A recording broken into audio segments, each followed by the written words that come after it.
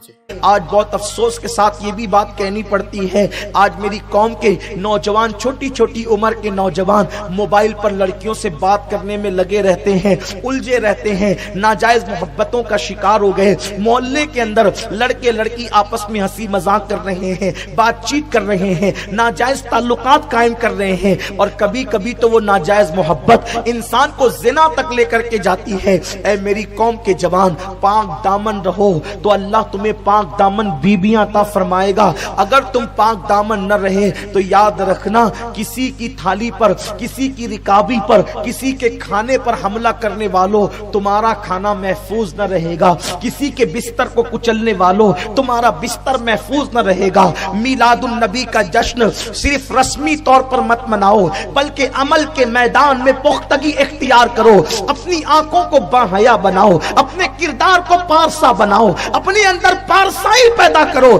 صرف ظاہر کے مسلمان مت بنو، بلکہ قلب کے بھی مسلمان بنو، نگاہ کے بھی مسلمان بنو۔ اقبال کہتے ہیں، زبان سے کہہ لیا لا الہ تو کیا حاصل، دل و نگاہ مسلمان نہیں تو کچھ بھی نہیں۔ اپنی نگاہوں کے اندر تقدس پیدا کرو، اپنے کردار میں پاکیزگی پیدا کرو، اپنے کردار میں اتنی حیا اور پاکیزگی پیدا کرو کہ دنیا پکار اٹھے جب 1450 سال کے بعد آج نبی کے غلاموں کی پاکیزگی کا یہ عالم ہے تو مصطفیٰ جان رحمت کی پاکیزگی کی شان کا عالم کیا ہوگا۔ اپنے کردار سے اپنے نبی پاک کا کردار یاد دلا دو۔ اگر قوم کی بیٹیاں یہاں پر موجود ہیں، میں ان کو بھی ایک پیغام دینا چاہتا ہوں۔ اے میری قوم کی بیٹی، ایمان کے بعد حیا سب سے بڑا زیور ہے عورت کے پاس، شرم سب سے بڑا زیور ہے عورت کے پاس، اس لیے کہ جو عورت جتنی با حیا ہوگی، اللہ اس کو اتنا مضبوط ایمان عطا فرمائے گا۔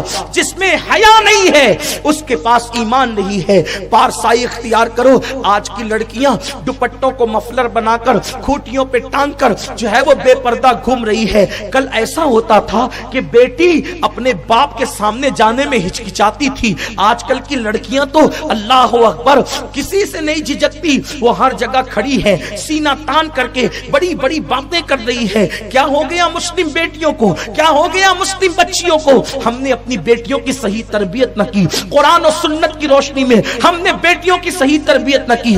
آج بیٹیاں سیریل دیکھ کر آوارہ ہو رہی ہے، فلمیں دیکھ کر کے گناہوں کے راستے پہ جا رہی ہے۔ خدا کے لیے کنٹرول کرو، ماحول تبدیل کرو، حالات کو بدلنے کی کوشش کرو۔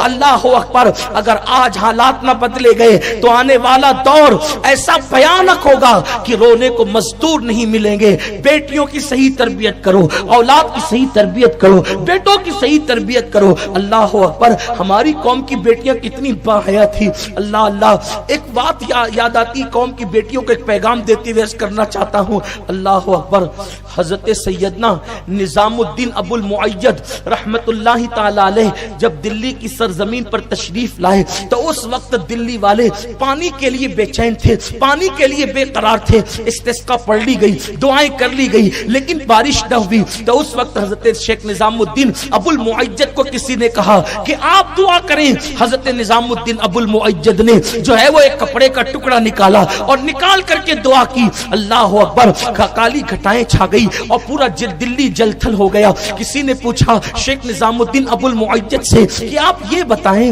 کہ اتنی بڑی بڑی دعائیں ہوئی، اتنی بڑی بڑی آیتیں پڑھی گئی، نماز استسقا پڑھی گئی، لیکن بارش نہیں ہوئی، اس کپڑے کے ٹکڑے کی خصوصیت کیا ہے؟ کیا آپ نے نکال کر دعا کی اور باران رحمت کا نزول ہو گیا؟ شیخ نظام الدین ابو المعید فرماتے ہیں یہ معمولی کپڑے کا ٹکڑا نہیں ہے، یہ میری ماں کے دوپٹے کا ٹکڑا ہے۔ میں نے اللہ سے عرض کیا مولا، یہ اس ماں کے دوپٹے کا ٹکڑا ہے جس کے سر کے بالوں کو کبھی اس کے بیٹے نے بھی نہیں دیکھا، اسی کے صدقے میں باران رحمت کا نزول فرما دے۔ یعنی ہماری قوم کی بیٹیاں اور مائیں اتنی پارسا ہوتی تھی کہ وہ اپنے بیٹوں سے بھی اپنے سر کے بالوں کو چھپاتی تھی۔